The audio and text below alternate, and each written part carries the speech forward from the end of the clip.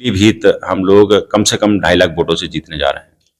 नमस्कार, आप देखना शुरू कर चुके हैं यूपी अपडेट और मैं हूं आपके साथ आशुतोष मिश्रा। इस वक्त हमारे साथ मौजूद हैं अवंतीबाई लोधी महासभा के प्रदेश अध्यक्ष। यदि बात की जाए समाजवादी में पार्टी में तो विशेष आमंत्रित सदस्य हरिपाल सिंह लोधी जी की वो हमारे साथ आज मौजूद हैं और आज हम उनसे बात करेंगे कि पीलीभीत में चुनावी रण किस तरह से चल रहा है। पीलीभीत में जहां एक और देखा गया कि भारतीय जनता पार्टी ने वरुण गांधी का टिकट काटा, जिसके बाद पीलीभीत में की जो राजनीति है वो पूरे देश में इस पर गरमाई हुई है। पीलीभीत में अभी हाल ही में प्रधानमंत्री नरेंद्र मोदी ने भी अपने भाषणों से पीलीभीत में एक नया जोश भरा था। ऐसे में अब ये चुनावी पारा कहाँ जा रहा है, इस पर बात करने के लिए हमारे साथ हरिपाल जी मौजूद है। बहुत बहुत स्वागत है।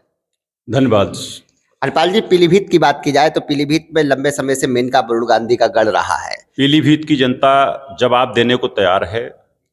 आपने देखा होगा पीलीभीत के जो सांसद थे वरुण गांधी जी, जनता की, बेरोजगारों की, मजदूरों की और पूरे क्षेत्र की तमाम समस्याओं को समय समय पर उठाते रहे।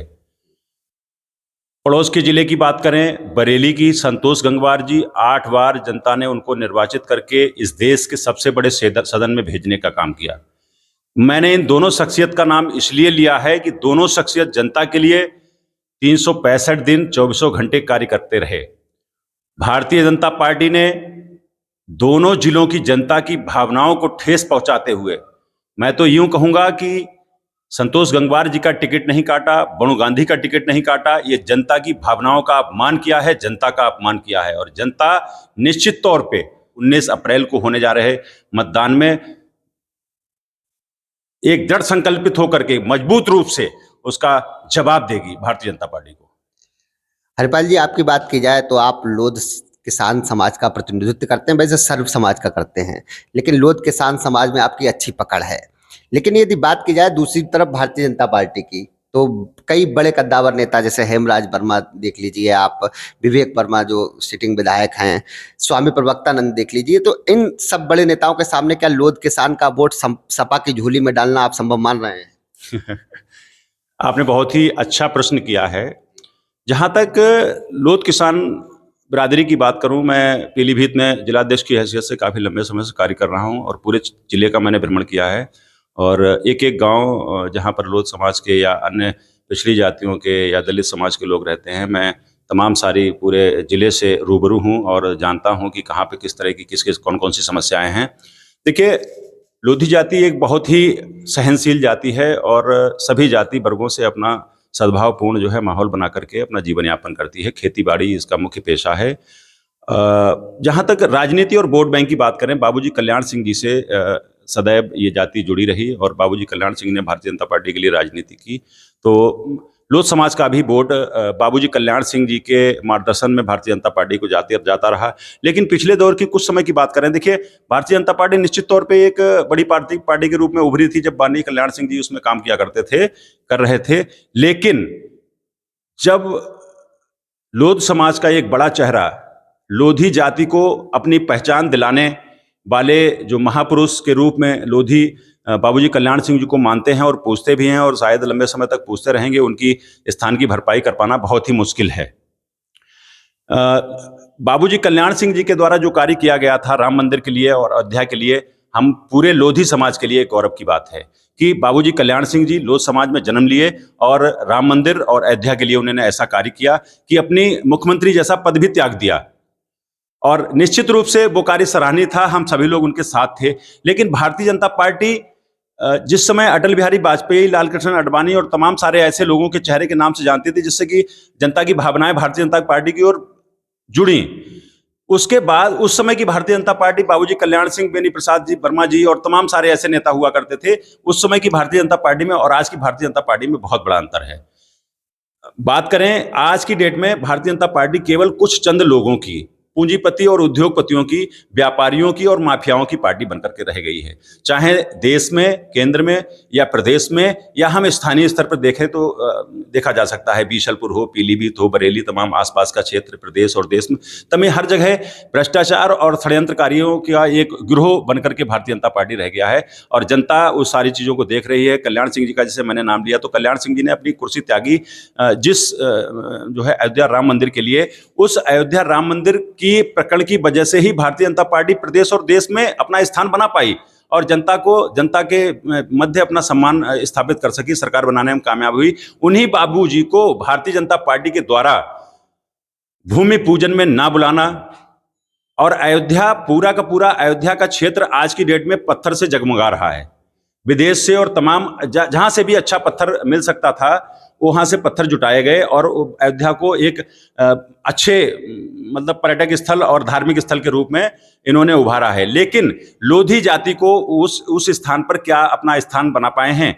लोधी जाति के जो महापुरुष थे बाबूजी कल्याण सिंह जी उस समय जीवित थे जिस समय भूमि का पूजन हुआ, नहीं बुलाया गया और अयोध्या में आज भी एक भी पत्थर बाबूजी कल्याण सिंह जी के नाम से नहीं लगाया गया है। ये बाबूजी के साथ अपमान नहीं है, ये अपमान पूरे देश की लोधी जाति के साथ में है और लोधी जाति पूरा का पूरा एकजुट होकर के बाबूजी के साथ इस हो रहे अन्याय अपमान का बदला लेने के लिए तैयार है, दृढ़ संकल्पित है। 2024 में उन्हें ये इस लोकसभा के चुनाव में उसका परिणाम देखने को मिलेगा। अगर जहां तक मैं बात करूं पीलीभीत जिले की, तो हेमराज वर्मा लोधी जाति का एक बड़ा चेहरा थे और मैंने भी उनको कहीं ना कहीं अपने बड़े भाई का दर्जा दिया और देता भी रहा। मैं उनके साथ बहुत लंबे समय तक राजनीति में रहा। हेमराज वर्मा जी के ऊपर भारतीय जनता पार्टी के द्वारा दबाव बना करके, डरा धमका करके और लालच दे करके भारतीय जनता पार्टी में अपना जो है उनको ज्वाइन कराई गई और वादा किया गया कि भारतीय जनता पार्टी आपको लोधी समाज के एक कद्दावर नेता के रूप में, जिले के एक सम्मानित व्यक्ति के रूप में, क्योंकि हेमराज वर्मा सदैव जब भारतीय जनता पार्टी ज्वाइन नहीं किए थे आपने देखा होगा कि तमाम सारी समस्याएं, चाहे बाग की समस्याएं रही हों या कि खेती किसानी से, घटतौली से, गन्ने की समस्या, तमाम सारी समस्याओं को उठाते रहे, धरने प्रदर्शन और तमाम सारी चीज़ों के माध्यम से।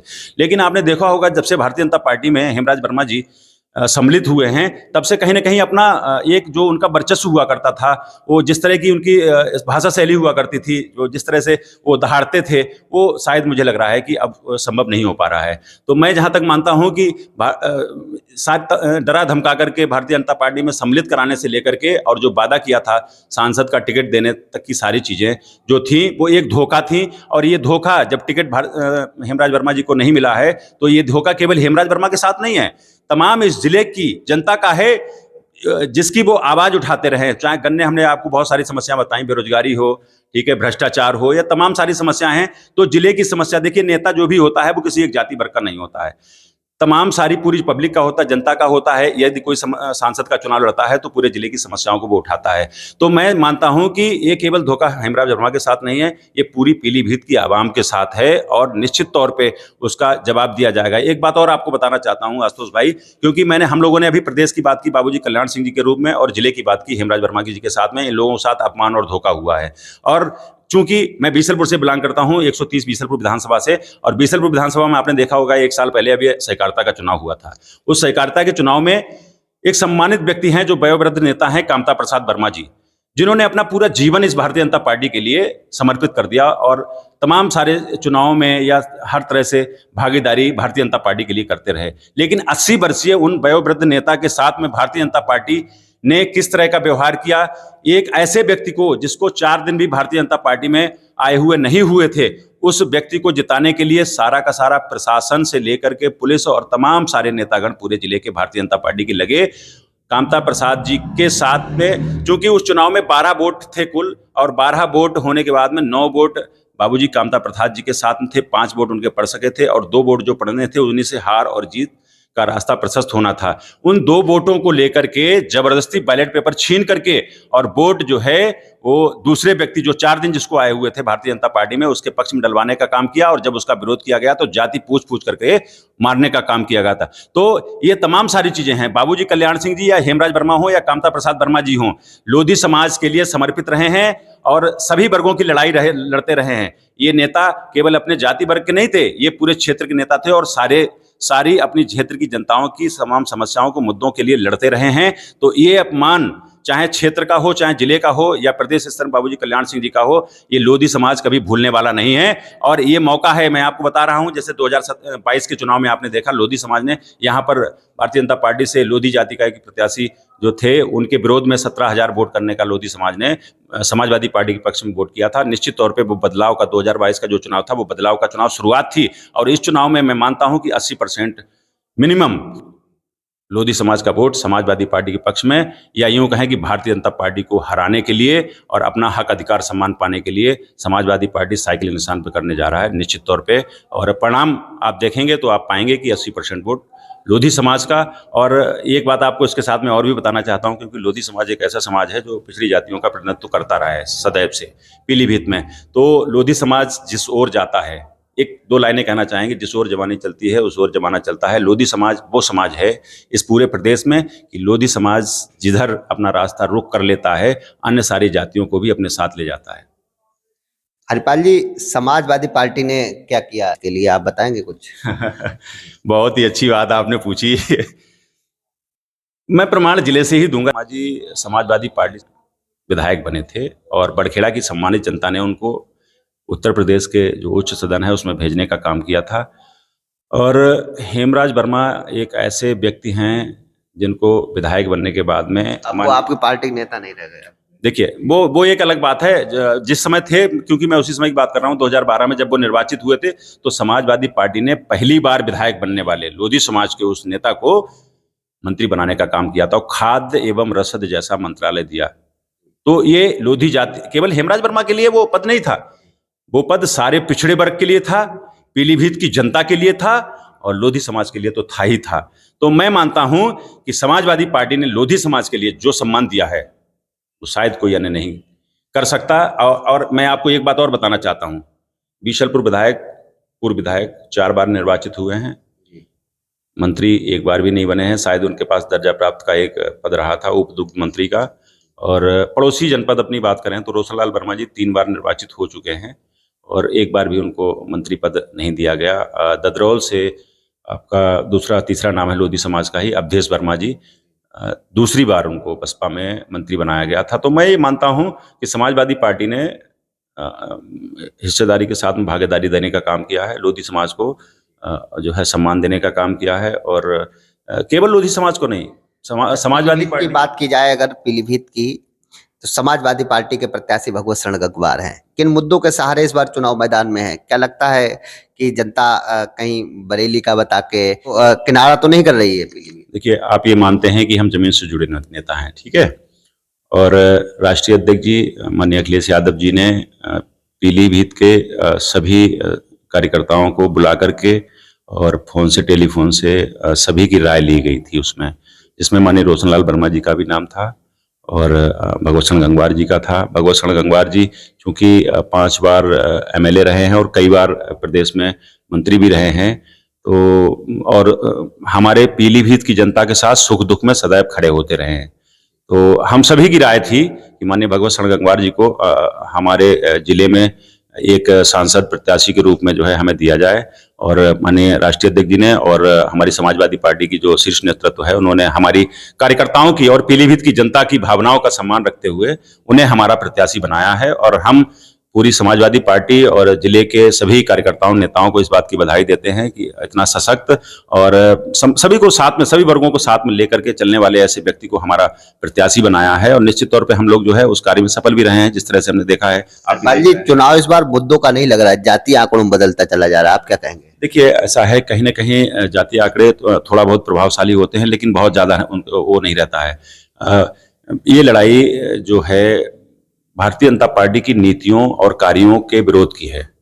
जैसे कि आपने देखा होगा, इस देश में लोकतांत्रिक जो व्यवस्थाएं हैं वो खत्म सी होती जा रही हैं, संविधान के साथ खिलवाड़ हो रहा है। तो जैसे कि आपने देखा होगा, कृषि के काले कानून जब ये लोग लेकर के आए तो ये अपने झूठ को सच में बदलने का प्रयास कर रहे थे। बार बार झूठ बोला जाए किसी भी चीज को तो वो सच कहीं ना कहीं लगने लगता है। लेकिन पूरे देश का जो किसान है वो दिल्ली की सड़कों पे 14 महीने वहाँ जमा रहा और कहीं ना कहीं जो झूठ था उसको उजागर किया, दूध का दूध पानी हुआ। और काश्तकार, भले ही 700-800 काश्तकार जो शहीद हुए हैं, उनकी कुर्बानी पूरे देश के काश्तकारों के लिए एक संजीवनी के रूप में आई और उन काले कानून वो वापस हुए। तो ये जो पार्टी है भारतीय जनता पार्टी, जो डबल इंजन की सरकार है, तो ये तानाशाही पूर्ण जो रवैया अपना रही है, लोकतंत्र को और संविधान को खत्म करने का काम कर रही है। ये लड़ाई केवल माननीय राष्ट्रीय अध्यक्ष हमारे समाजवादी पार्टी की उनकी नहीं है, ना ही पीलीभीत की जनता की है, ना प्रदेश की जनता की है, ना ही किसी पार्टी विशेष की है।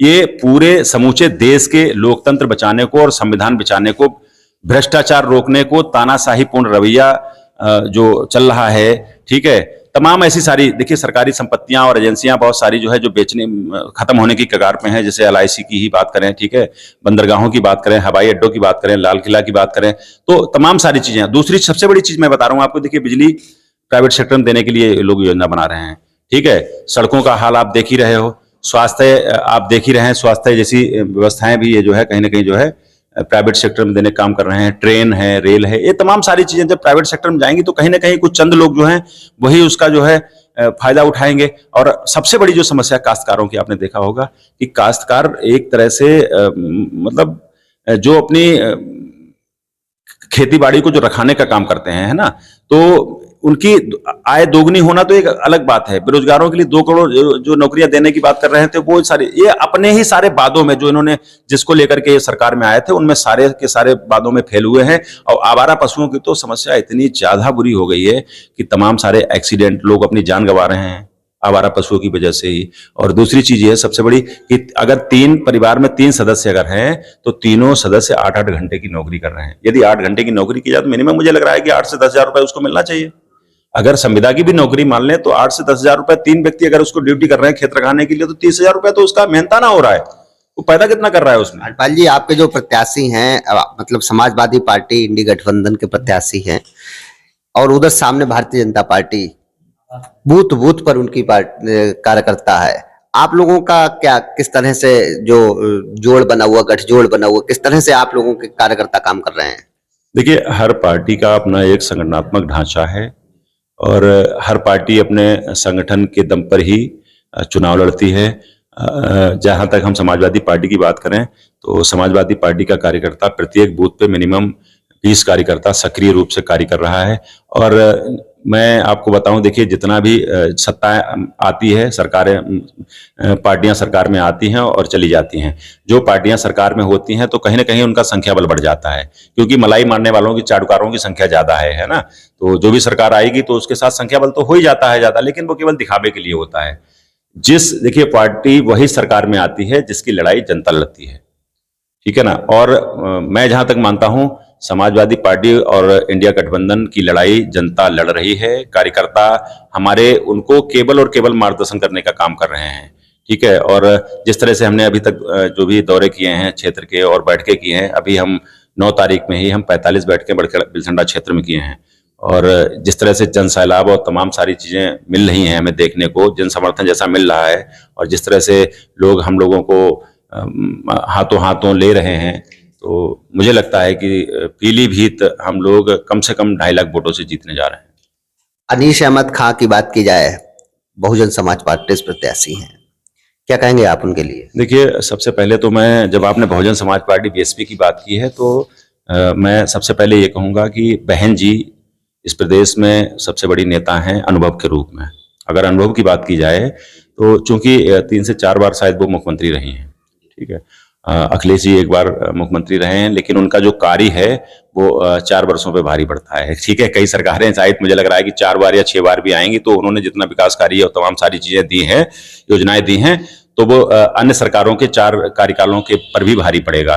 और एक और बात करें, ये डबल इंजन की जो सरकार है, योगी जी की 2 बार, दूसरी बार मुख्यमंत्री बने हैं, ठीक है। तो बहन जी कोई दो राय नहीं है कि वो अच्छी नेता हैं और समस्याएं, प्रदेश की तमाम सारी चीजें उठाती रही हैं।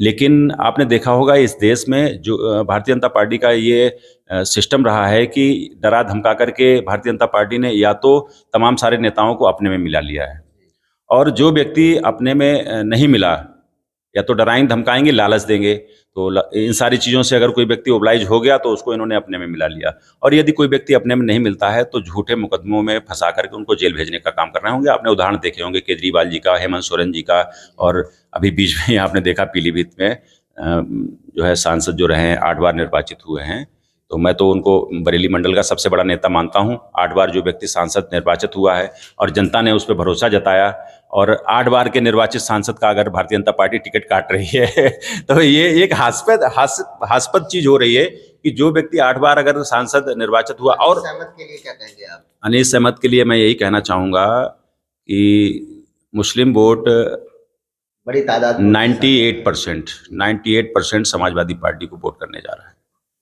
तो चूंकि बीएसपी के वो कैंडिडेट हैं, तो उस कंडीशन में बसपा दलित वोट जो है वो उनका बेस वोट है, और मुस्लिम, चूंकि वो स्वयं मुस्लिम है, जातिगत आधार पे अगर बात करें तो मुस्लिम मतदाता 98% खिसक रहा है किसके साथ? अनीस अहमद के साथ ना जाकर के समाजवादी पार्टी गठबंधन के प्रत्याशी माननीय भगवत सिंह गंगवार जी के साथ 98% मुस्लिम खड़ा है। और दूसरा जो बेस वोट है, जो मुख्य वोट कहा जाता है बसपा का, दलित वोट, तो मैं आपको बता दूं कि जिस बिरादरी से माननीय बहन जी बिलोंग करती हैं, जाटव बिरादरी, उसका 60% वोट समाजवादी पार्टी के साथ संविधान और लोकतंत्र बचाने के लिए बाबा साहब डॉक्टर भीमराव अंबेडकर और माननीय काशीराम जी की विचारधारा को फॉलो करते हुए संविधान बचाने के लिए, लोकतंत्र बचाने के लिए समाजवादी पार्टी के साथ में, पीडीए गठबंधन के साथ में, इंडिया गठबंधन के साथ में खड़ा है। और कहीं ना कहीं पीलीभीत में जो समाजवादी पार्टी का प्रत्याशी वो काफी मजबूती के साथ चुनाव लड़ रहे हैं। उन्होंने कहा कि करीब 2.5 लाख वोटों से इस बार समाजवादी पार्टी का प्रत्याशी जो है पीलीभीत में वो जीत दर्ज कर सकते हैं।